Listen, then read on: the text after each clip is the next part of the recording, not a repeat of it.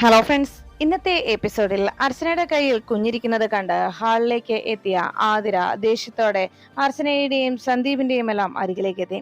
ആതിര എല്ലാവരെയും നോക്കിയിട്ട് പറഞ്ഞു, ഇവരോട് ഞാൻ ഇനി ഒന്നും പറയുന്നില്ല. കാരണം ഇവർക്ക് ലേശം പോലും ഉളുപ്പും നാണവുമില്ലാത്ത സ്ത്രീയാണ്.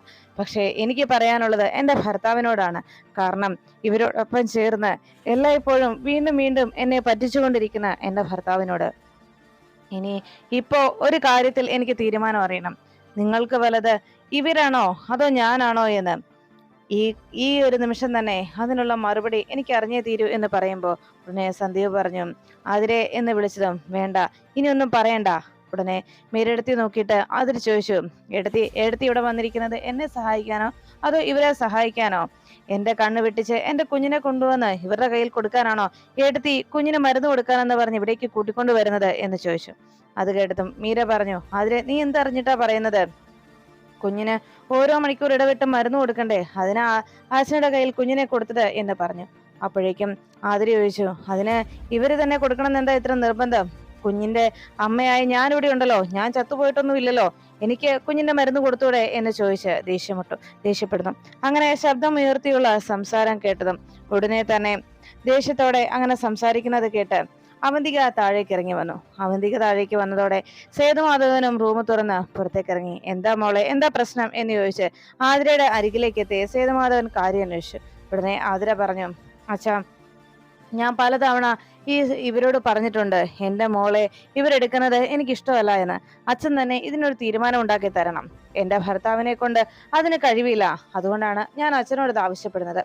എൻ്റെ കുഞ്ഞിനെ ഈ സ്ത്രീ എടുക്കുന്നതിനോട് എനിക്ക് താല്പര്യമില്ലെന്ന് പലപ്പോഴും പറഞ്ഞു. എന്നിട്ടും എൻ്റെ ഭർത്താവ് അതിന് സമ്മതിക്കുന്നില്ല. അതിന് കൂട്ടുനിൽക്കുകയാണ് മീരയിടത്തിയും ശശിയേട്ടനും എല്ലാം സന്ദീപും ഒക്കെ എന്ന് പറഞ്ഞ് ദേഷ്യത്തോടെ സേതുമാധവനോട് ആതിര പരാതിപ്പെട്ടു. സേതുമാധവൻ അത് കേട്ടതും ഉടനെ അർച്ചനയെ വിളിച്ചു. മോളെ അർച്ചനയെ, ആതിരയ്ക്ക് അവളുടെ കുഞ്ഞിനെ നീ എടുക്കുന്ന ഇഷ്ടമല്ല എന്നുണ്ടെങ്കിൽ പിന്നെ എന്തിനാ മോളെ നീ കുഞ്ഞിനെ എടുക്കാൻ പോകുന്നത്? നീ കുഞ്ഞിനെ എടുക്കാതിരുന്നാൽ ഇവിടെ പിന്നെ പ്രശ്നമൊന്നും ഉണ്ടാവില്ലല്ലോ എന്ന് ചോദിച്ചു. അപ്പോഴേക്കും സന്ദീപ് പറഞ്ഞു, തീർന്നില്ല അച്ഛാ, അതുകൊണ്ടൊന്നും പ്രശ്നം തീരുന്നതല്ല. കുഞ്ഞിനെ നിർത്താതെ കുഞ്ഞ് കരയുകയുണ്ടായി. കുഞ്ഞിന് അതുകൊണ്ട് 1 മണിക്കൂർ ഇടവിട്ട് മരുന്ന് കൊടുക്കണം. ആ മരുന്ന് കൊടുക്കുന്നത് അർച്ചനയെടുത്തിയാണ്. അപ്പൊ പിന്നെ അർച്ചനയെടുത്തിയുടെ കയ്യിൽ കുഞ്ഞിനെ കൊടുക്കാതെ പിന്നെ എങ്ങനെയാണ് എന്ന് ചോദിച്ചപ്പോ ആതിര ചോദിച്ചു, എന്റെ കുഞ്ഞിന് ഞാൻ മരുന്ന് കൊടുത്തോളാലോ, ഞാൻ കൊടുത്താൽ കുഞ്ഞിന് മരുന്ന് എനിക്കെന്താ കൊടുത്തൂടെ എന്ന് ചോദിച്ച് ആതിര ബഹളം വെച്ചു. ഞാനിവിടെ ജീവനോടെ ഉണ്ടല്ലോ, പിന്നെ എനിക്ക് മരുന്ന് കൊടുക്കുന്നതിൽ എന്താ പ്രശ്നമുള്ളത്? എന്തായാലും ഒരു കാര്യം ഞാൻ പറഞ്ഞേക്കാം, ഇനി മേലാൽ എൻ്റെ കുഞ്ഞിനെ ഈ സ്ത്രീ എടുക്കരുത്, അതെനിക്കിഷ്ടമല്ല എന്ന് പറഞ്ഞ് കുഞ്ഞിനെ ഇങ്ങ് തന്നേക്ക് എന്ന് പറഞ്ഞ് ആതിര ദേഷ്യത്തോടെ അർച്ചനയോട് പറഞ്ഞു, അതെ, ഇനി ഇതുപോലൊരു ആവർത്തനം ഉണ്ടായി, ഇനി ഇതുപോലൊരു കാഴ്ച എനിക്ക് കാണേണ്ടി വന്നാൽ എൻ്റെ ചേച്ചി എന്നുള്ള ആ സ്ഥാനം ഞാൻ അങ്ങ് മറക്കും.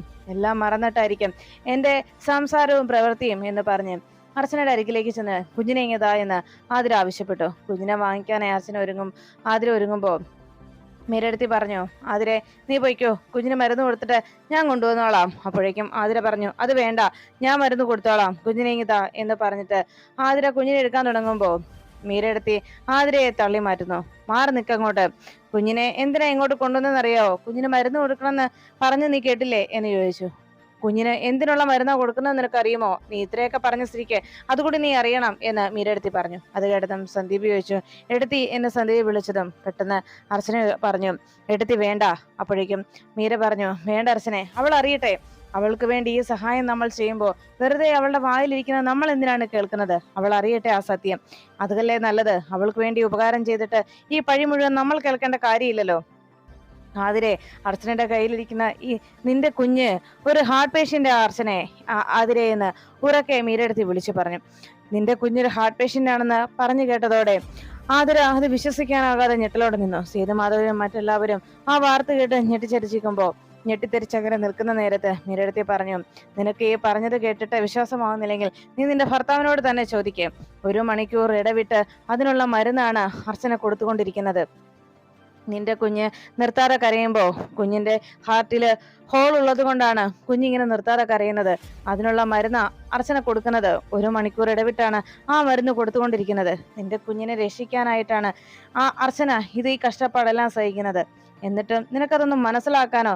ആ അർച്ചനയെ ഏതു നേരവും പഴിചാരാനല്ലേ നിനക്ക് കഴിയുന്നുള്ളൂ. എപ്പോഴും അർച്ചന ചെയ്യുന്നതിനോടൊക്കെ നീ കുറ്റപ്പെടുത്തുകയല്ലേ ചെയ്യുന്നത്.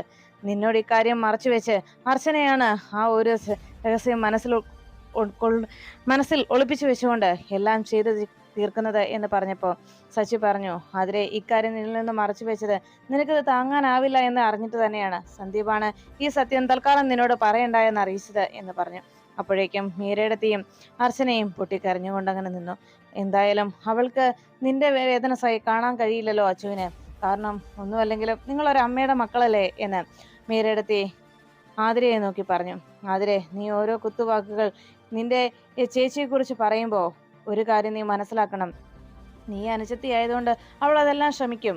ഈ വീട്ടിൽ മറ്റാരവളെ കുറ്റപ്പെടുത്തുകയും തള്ളിപ്പറയുകയും ചെയ്താലും അവൾക്ക് അതൊക്കെ വേദനിച്ചെന്ന് വരില്ല. പക്ഷേ നിന്റെ കുത്തുവാക്കുകൾ, നിന്റെ തള്ളിപ്പറച്ചിൽ, അതൊക്കെ അവളുടെ മനസ്സിനെ വല്ലാതെ വേദനിപ്പിക്കുന്നുണ്ട്. അത് നീ മനസ്സിലാക്കിയിട്ടില്ല എന്നതാ സത്യം എന്ന് മീരടുത്തി അറിയിച്ചു. അപ്പോഴേക്കും സന്ദീപ് പറഞ്ഞു, അതിരെ ഡോക്ടർ ഈ സത്യം പറഞ്ഞപ്പോൾ ആദ്യം ഞാൻ ആകെ തകർന്നു പോയി. അപ്പോൾ എനിക്ക് ധൈര്യം തന്നത് ഏട്ടത്തിയാണ് ഇക്കാര്യം നിന്നോട് പറയണ്ട എന്ന് പറഞ്ഞത്. നിന്റെ മനസ്സുകൂടി വേദനിപ്പിക്കണ്ട എന്ന് പറഞ്ഞ് പലപ്പോഴും ഇതിനെല്ലാം ഒപ്പം സഹായിച്ചു നിൽക്കുന്ന ഏട്ടത്തിയെ നീ കുറ്റം പറയുകയും തള്ളിപ്പറയുകയും ചെയ്തപ്പോൾ പലതവണ നിന്നോട് സത്യങ്ങളെല്ലാം പറയണമെന്ന് ഞാൻ ആഗ്രഹിച്ചതാണ്. പക്ഷേ അപ്പോഴൊക്കെ അതിന് തയ്യാറായിട്ടും ഞാനത് പറയാതിരുന്നത് അർച്ചനയെടുത്തി എന്നെ വിലക്കിയതുകൊണ്ട് മാത്രമാണ് എന്ന് സന്ദീപ് അറിയിച്ചു. അപ്പോഴേക്കും അർച്ചന ആതിരയുടെ അരികിലേക്ക് ചെന്നു. ഈ സമയം മീരടുത്തി പറഞ്ഞു, അച്ചു, ഇനി ആ കുഞ്ഞിനെ അവളുടെ കയ്യിലേക്ക് കൊടുത്തേക്ക്. അവളെല്ലാം സത്യം അറിഞ്ഞല്ലോ. ഇനി അവള് തന്നെ കുഞ്ഞിന് മരുന്ന് കൊടുക്കോ എന്താണെങ്കിലും ചെയ്തോട്ടെ. അർച്ചനയുടെ കയ്യിലെത്തുമ്പോൾ കുഞ്ഞ് കരച്ചിൽ നിർത്തും. അതുകൊണ്ടാണ് കുഞ്ഞിന് മരുന്ന് കൊടുക്കാൻ അർച്ചനയുടെ കയ്യിൽ തന്നെ കൊണ്ടുവന്ന് കൊടുക്കുന്നത്. ഇനിയും അത് നിനക്ക് മനസ്സിലാക്കാൻ കഴിഞ്ഞില്ലെങ്കിൽ എല്ലാവരും നിന്നെ അത് പറഞ്ഞ് മനസ്സിലാക്കാൻ ശ്രമിച്ചിട്ടും നീ അത് തിരിച്ചറിയുന്നില്ലെങ്കിൽ ഇനി കൂടുതലൊന്നും പറയുന്നില്ല അതിരെ.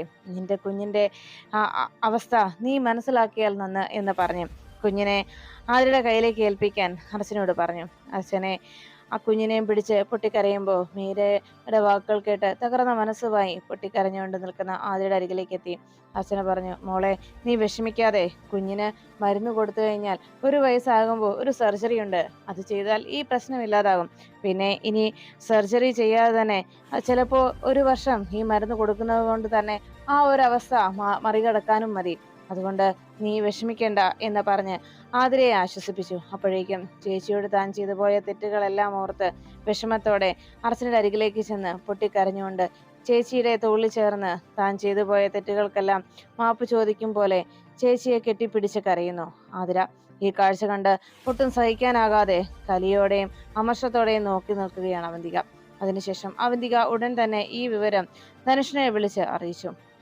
ഞാൻ അറിഞ്ഞില്ല ഇങ്ങനെ ഒരു പ്രോബ്ലം ആ കൊച്ചിനുണ്ടെന്നുള്ള കാര്യം. അതുകൊണ്ടല്ലേ ഇങ്ങനൊരു പെട്ടെന്നൊരു കൂടിച്ചേരൽ ഉണ്ടായിപ്പോയത് എന്ന് അവന്തിക പറഞ്ഞത്. ധനുഷ് പറഞ്ഞു, ആ കുട്ടിക്ക് ഇങ്ങനെ ഒരു രോഗമുണ്ടെന്നല്ല, ഇനി അത് മരിച്ചു പോയെന്ന് പറഞ്ഞാൽ പോലും അവർ തമ്മിൽ ഒരിക്കലും ഒന്നിക്കരുതായിരുന്നു. അങ്ങനെ ഒരു സിറ്റുവേഷനാണ് നീ ഉണ്ടാക്കി വെക്കേണ്ടിയിരുന്നത്. എന്തായാലും ഇനി പറഞ്ഞിട്ട് കാര്യമില്ല.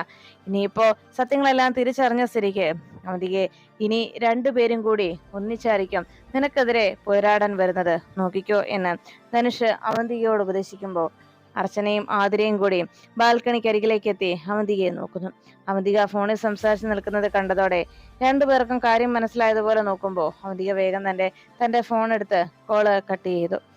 ആ സമയം അവന്തിക ഫോണിൽ സംസാരിച്ചുകൊണ്ട് നിന്ന് ആരാണെന്ന് മനസ്സിലാക്കിയതുപോലെ ആതിരയും അർച്ചനയും അരികിലേക്ക് ചെന്നിട്ട് അർച്ചന ചോദിച്ചു, എന്തായി? ഇവിടെ നടന്ന സംഭവങ്ങളൊക്കെ അവന്റെ കാലത്തിൽ എത്തിച്ചോ? എന്തു പറഞ്ഞു? ഇനി ഇവിടെ എങ്ങനെയോ നീക്കമാ നടത്തേണ്ടെന്നാ അവൻ ഉപദേശിച്ചത് എന്നൊക്കെ ചോദിച്ചപ്പോ അവന്തിക പറഞ്ഞു, ഏതവൻ? ഞാൻ എന്റെ ഫ്രണ്ടിനെ വിളിച്ചത് എന്ന് പറഞ്ഞപ്പോ അർച്ചന ചോദിച്ചു, ഓ ആണോ, ശരി. അല്ല, ഞങ്ങൾ 2 പേരും ഇങ്ങനെ ഒന്നിച്ചു നിൽക്കുന്നത് കുറെ നാളായിട്ട് കാണുന്നില്ലല്ലോ, അതൊന്ന് കണ്ടോട്ടെ എന്ന് കരുതിയാ ഞാനിപ്പോ ഇങ്ങോട്ട് കൂട്ടിക്കൊണ്ടു വന്നത്. അപ്പോഴേക്കും അവന്തിക ഒന്നും മിണ്ടാതെ നിൽക്കുന്നത് കണ്ടപ്പോ അർച്ചന പറഞ്ഞു, ഇവളെന്നോട് പറഞ്ഞു നിങ്ങൾ ചെയ്തു കൂട്ടിയ പ്രവൃത്തികളൊക്കെ ഓരോന്നും ഓരോ സമയത്തും വന്ന് കുശുമ്പും ഗുനായ്മയുമായിട്ട് ആതിരയുടെ മനസ്സിൽ ഓതിക്കൊടുത്തതൊക്കെ കൃത്യമായി ഇവളെന്നോട് പറഞ്ഞു. പിന്നെ ഞാനതൊക്കെ മനസ്സിലാക്കിയിരുന്നു നേരത്തെ തന്നെ. എന്നിട്ടും ഞാൻ പ്രതികരിക്കാതിരുന്നത് എന്തുകൊണ്ടാണെന്നറിയോ? ഞങ്ങൾ 2 പേരും ഒരേ രക്തമാണെന്നത് കൊണ്ട് ഇങ്ങനെയൊരു പിണക്കം ഞങ്ങൾക്കിടയിൽ ഉണ്ടായാൽ തന്നെ അത് അധികം നാൾ നിലനിൽക്കില്ല എന്നും എനിക്ക് ഉറപ്പുണ്ടായിരുന്നു. അതുകൊണ്ട് തന്നെയാണ് ഞാനൊന്നും മിണ്ടാതിരുന്നത്. ഇനിയും ചിലപ്പോൾ ഞങ്ങൾ അടിയുണ്ടാക്കിയെന്നിരിക്കും. ഞങ്ങൾ തമ്മിൽ അടി കൂടുന്നത് ഇത് ആദ്യമായിട്ടൊന്നുമല്ല എന്ന് പറഞ്ഞപ്പോൾ ആതിര പറഞ്ഞു, ഞാനും ചേച്ചിയും അടി കൂടിയിട്ടുള്ളത് ഇത് ആദ്യത്തെ സംഭവമൊന്നുമല്ല, പലപ്പോഴും അങ്ങനെ ഉണ്ടായിട്ടുമുണ്ട്. എന്നാൽ ഇത്തവണ ഇങ്ങനെ അടി കൂടേണ്ടി വന്നത് അത് നിങ്ങൾ പറഞ്ഞ കാര്യങ്ങളൊക്കെ വിശ്വസിച്ചുകൊണ്ടാണല്ലോ എന്ന് ഓർക്കുമ്പോഴാണ് എനിക്ക് വല്ലാത്ത അമർഷം തോന്നുന്നത്. കാരണം നിങ്ങൾ പറഞ്ഞ കാര്യങ്ങളൊക്കെ കേട്ടാണല്ലോ ഞാൻ എൻ്റെ ചേച്ചിയോട് വെറുതെ പോരടിക്കാനായിട്ട് പോയത്. അതാണ് എൻ്റെ മനസ്സിനെ വല്ലാതെ വേദനിപ്പിച്ചത്.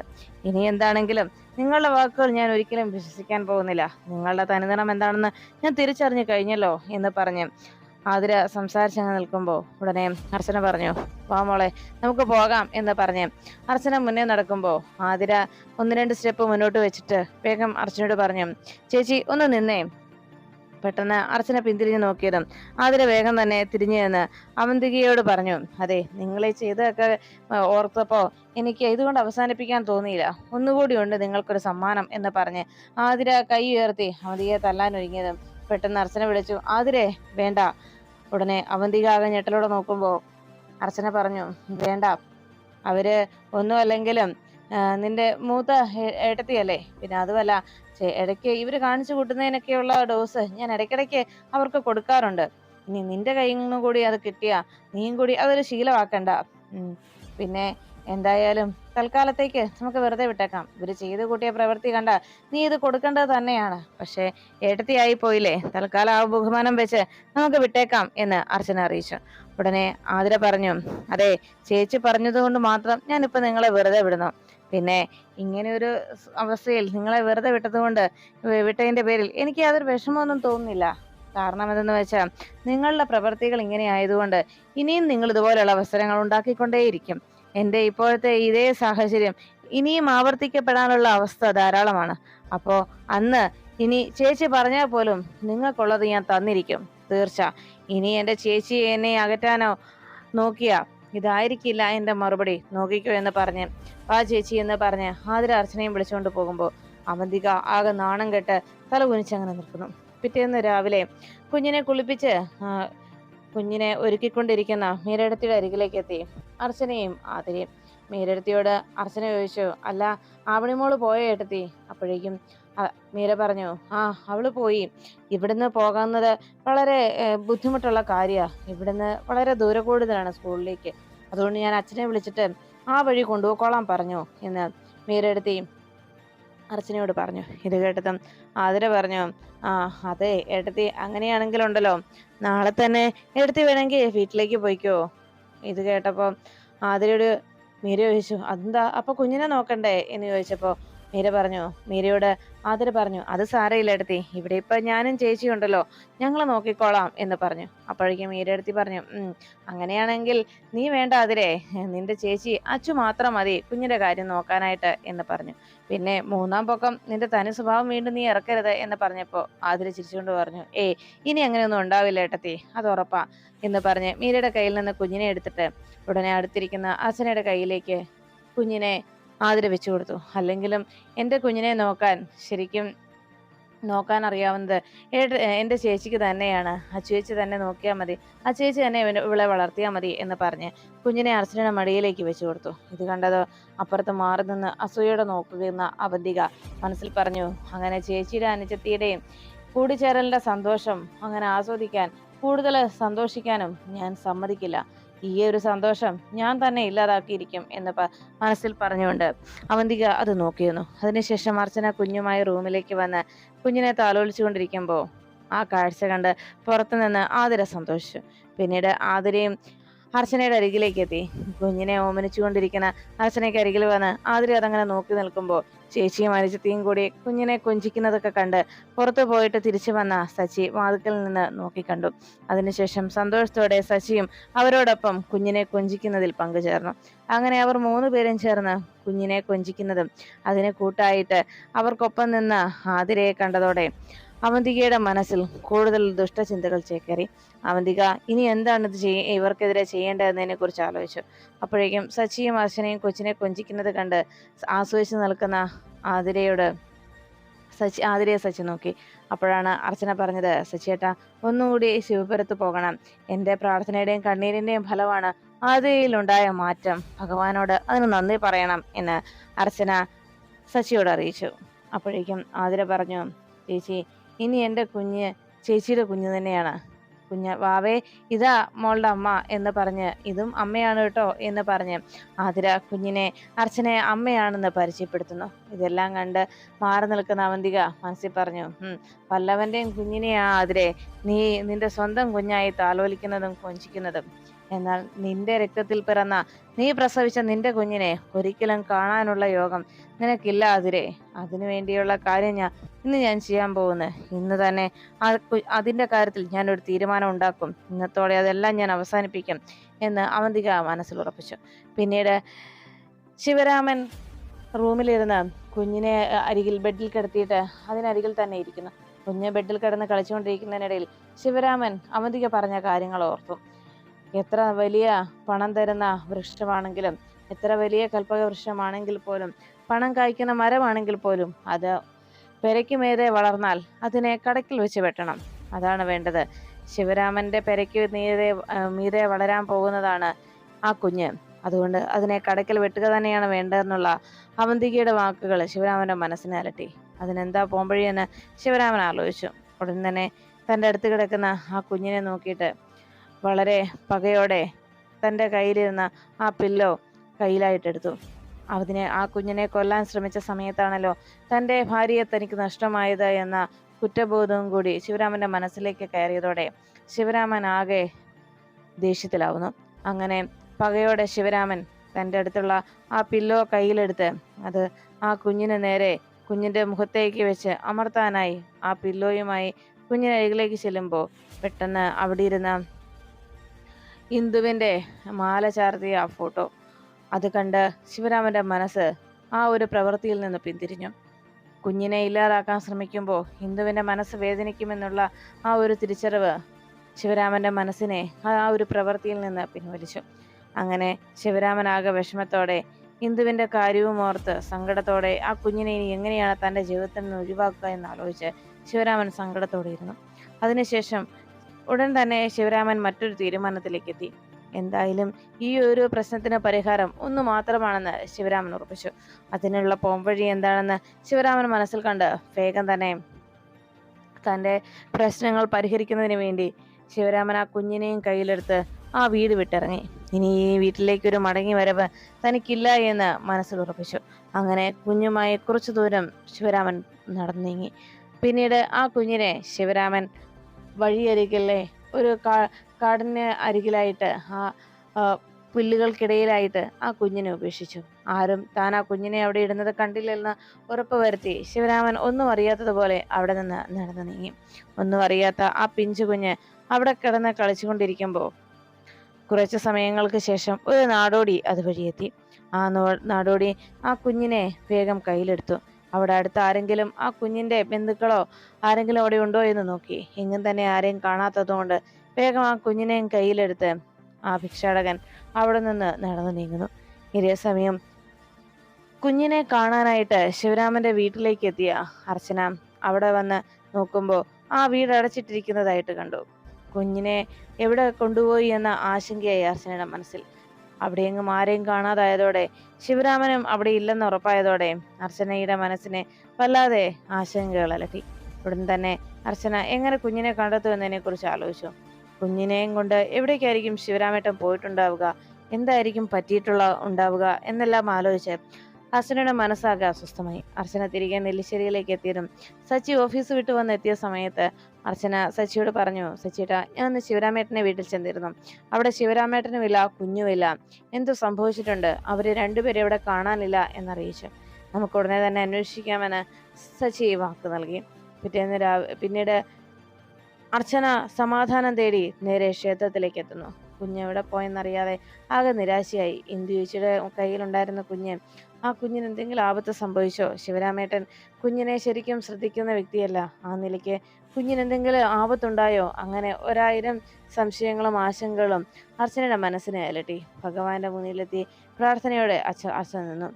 അപ്പോഴാണ് ഭിക്ഷാടകന് തൻ്റെ കയ്യിൽ കിട്ടിയ കുഞ്ഞിനെ അയാൾ തൻ്റെ ഭാര്യയുടെ കയ്യിലേക്ക് ഏൽപ്പിച്ചു. നാളെ മുതൽ നീ ഈ കുഞ്ഞുമായിട്ട് വേണം ഭിക്ഷാടനത്തിന് ഇറങ്ങാനെന്ന് അവരോട് പറയുകയും ആ കുഞ്ഞുമായി അവർ ഭർത്താവ് പറഞ്ഞ പ്രകാരം പിറ്റേ ദിവസം തന്നെ ഭിക്ഷാടനത്തിന് കുഞ്ഞിനെയും കയ്യിൽ കൂട്ടി പുറപ്പെട്ടു.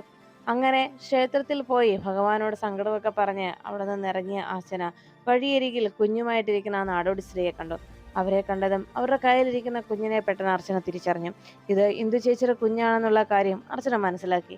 വേഗം തന്നെ അർച്ചന അരികിലേക്ക് എത്തിയിട്ട് ചോദിച്ചു, ഈ കുഞ്ഞിനെ ഇങ്ങ് തന്നേ എന്ന് പറഞ്ഞതും അർച്ചന ആവശ്യപ്പെട്ടത് കേട്ടതോടെ ആ സ്ത്രീ വേഗം ചാടി എഴുന്നേറ്റു. മാറി നിൽക്കവിടെ എന്ന് പറഞ്ഞ് അർച്ചനയെ തള്ളി മാറ്റിയിട്ട് അവർ വേഗം വഴിയിലേക്ക് ഓടി. അതുവഴി വന്ന ഒരു ഓട്ടോയിൽ അർച്ചനയെ തള്ളി മാറ്റിയതിനു ശേഷം അവർ കയറിക്കൂടുന്നു. അങ്ങനെ ആ ഓട്ടോയിൽ അവർ അവിടെ നിന്ന് രക്ഷപ്പെട്ടു. അർച്ചന ആകെ നിരാശയോടെ അവർക്ക് പിന്നാലെ നിർത്ത് എന്ന് പറഞ്ഞ് ആശങ്കപ്പെട്ടുകൊണ്ട് അർച്ചന അവരെവിടേക്കാ പോയതെന്ന് കണ്ടെത്താനായി അവർക്ക് പിന്നാലെ ഓടാൻ ശ്രമിക്കുന്നു.